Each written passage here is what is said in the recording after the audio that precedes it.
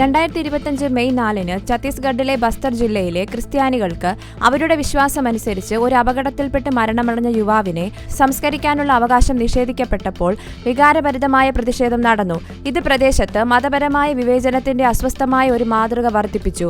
2025 April 21-ന് ഒരു road അപകടത്തിൽ ഗുരുതരമായി പരിക്കേറ്റ അജയ് ബാഗേലിനെ ധീമരപാൽ മെഡിക്കൽ കോളേജ് ആശുപത്രിയിൽ പ്രവേശിപ്പിച്ചു. നിരവധി ദിവസങ്ങൾ ആശുപത്രിയിൽ കിടന്ന ശേഷം അദ്ദേഹം മരണമടഞ്ഞു.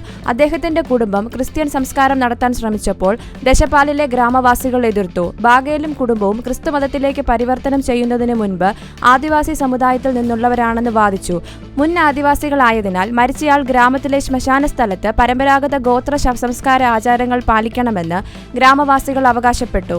ഇതിന് മറുപടിയായി ദുഃഖിതരായ കുടുംബാംഗങ്ങളും ക്രിസ്ത്യൻ സമൂഹാംഗങ്ങളും ബാഗേലിന്റെ മൃതദേഹം ഒരു ശവപ്പെട്ടിയിൽ വെച്ച ശേഷം മെയ് 4 ശനിയാഴ്ച ഗതാഗതം തടഞ്ഞുകൊണ്ട് പ്രതിഷേധ പ്രകടനം നടത്തി. കനത്ത മഴ പെയ്തിട്ടും പ്രതിഷേധക്കാർ മണിക്കൂറുകളോളം ഉറച്ചുനിന്നു. പ്ലക്കാർഡുകൾ പ്രദർശിപ്പിച്ച് ഞങ്ങൾക്ക് ഭരണഘടന വേണം, ഞങ്ങൾക്ക് ശ്മശാന സ്ഥലങ്ങൾ വേണമെന്ന് മുദ്രാവാക്യം വിളിച്ചു. മണിക്കൂറുകൾ നീണ്ട ചർച്ചകൾക്കും ഗണ്യമായ പ്രേരണകൾക്കും ശേഷം അജയ് ബാഗേലിന്റെ മൃതദേഹം ജഗദൽപൂരിലെ കർക്കാപാലിലേക്ക് കൊണ്ടുപോകാനുള്ള ക്രമീകരണങ്ങൾ ചെയ്തതോടെ സംഘർഷം അവസാനിച്ചു.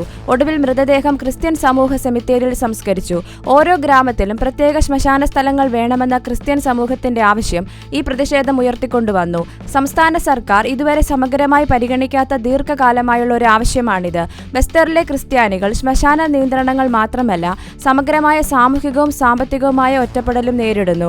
ക്രിസ്ത്യൻ കുടുംബങ്ങളുമായി ഇടപഴകുന്ന താമസക്കാർക്ക് ഗ്രാമ കൗൺസിലുകൾ പിഴ ചുമത്തുകയും സബ്സിഡി നിരക്കിൽ ഭക്ഷണം കഴിക്കുന്നതിനായി സർക്കാർ നടത്തുന്ന പൊതുവിതരണ സംവിധാനം അവർക്ക് നിഷേധിക്കുകയും തൊഴിലാളികൾ അവരുടെ ഭൂമിയിൽ ജോലി ചെയ്യുന്നത് തടയുകയും ചെയ്തിട്ടുണ്ട്.